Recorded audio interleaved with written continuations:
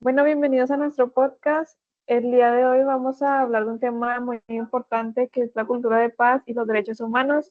Hablaremos por qué son esenciales, cómo podemos promoverlos y cómo cada uno de nosotros puede contribuir a favorecerlos. En este podcast nos acompaña Aurora, Diego, Luisa y yo, Fátima.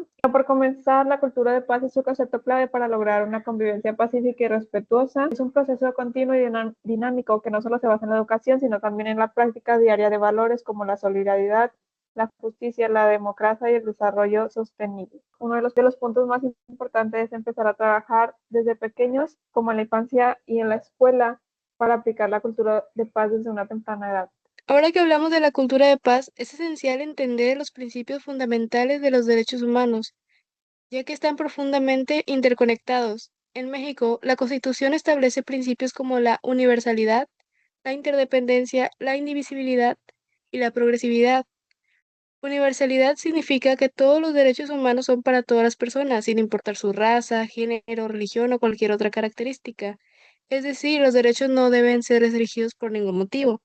La interdependencia e indivisibilidad se refieren a todos los derechos, a que todos los derechos son iguales de importantes. No hay derechos más importantes que otros, y se vulnera uno, se afecta todo el conjunto. Los derechos humanos son indivisibles y deben garantizarse en su totalidad. La progresividad es crucial. Esto significa que los derechos no deben retroceder, sino que deben avanzar. Este principio está ligado a la idea que nunca debemos volver atrás en los avances en materia de los derechos humanos. Y en esta progresividad es lo que garantiza una sociedad más justa, ya que al exigir que los derechos humanos se respeten y se fortalezcan, podemos ver un cambio real en la sociedad, y eso incluye la promoción de una paz duradera. Ahora nos compartirá su opinión nuestro compañero Diego respecto a los mecanismos para la paz y la protección de los derechos humanos. Existen varios mecanismos para mantener la paz y proteger los derechos humanos. La diplomacia preventiva busca evitar que los conflictos escalen a violencia, actuando antes de que sea demasiado tarde.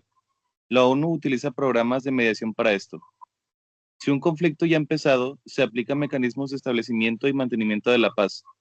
El primero negocia acuerdos para poner fin a la violencia, y el segundo, con apoyo de fuerzas internacionales, previene nuevos enfrentamientos. Finalmente, la consolidación de la paz refuerza la infraestructura social y económica para asegurar una paz duradera basada en el respeto a los derechos humanos. Exacto, y esto no solo depende de los gobiernos y organizaciones internacionales. Como ciudadanos debemos de ser conscientes de la importancia de proteger los derechos humanos y actuar en consecuencia. La historia nos muestra que incluso en el siglo XVIII en el continente africano existían documentos como la Carta de Mande que promovían la igualdad y la abolición de la esclavitud. Desde entonces, el derecho internacional ha trabajado incansablemente para proteger los derechos fundamentales de todas las personas. También existen organizaciones como las Cadenas Humanas que promueven los derechos humanos, asesoran a víctimas y difunden información y capacitan para defender los derechos. Mas, sin embargo, la implementación de estos derechos se enfrentan retos, especialmente con grupos vulnerables como mujeres, niños en situación de calle o personas privadas de su libertad. La educación es clave. La UNESCO propone 4 pilares para la educación de la paz y los derechos humanos, que son aprender a conocer, hacer, vivir y ser. Esto implica enseñar a gestionar conflictos pacíficamente, fomentar el respeto, garantizar que las escuelas sean espacios de diálogo y aceptación. Bueno, como hemos visto a lo largo de este podcast, pues la cultura de paz y los derechos humanos son esenciales para la construcción de sociedades más justas, equitativas y armónicas.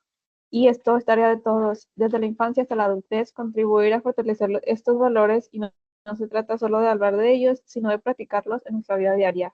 Y ahora nuestra compañera Aurora nos dará su opinión. Exactamente, el respeto a los derechos humanos nos garantiza una vida digna y pacífica. Debemos exigir el cumplimiento de esos derechos, pero también aplicarlos en nuestras interacciones cotidianas, en nuestras decisiones y también en nuestras acciones. Construir paz no es solo responsabilidad de los gobiernos o las organizaciones internacionales. Cada uno de nosotros desde nuestro lugar puede hacer una diferencia.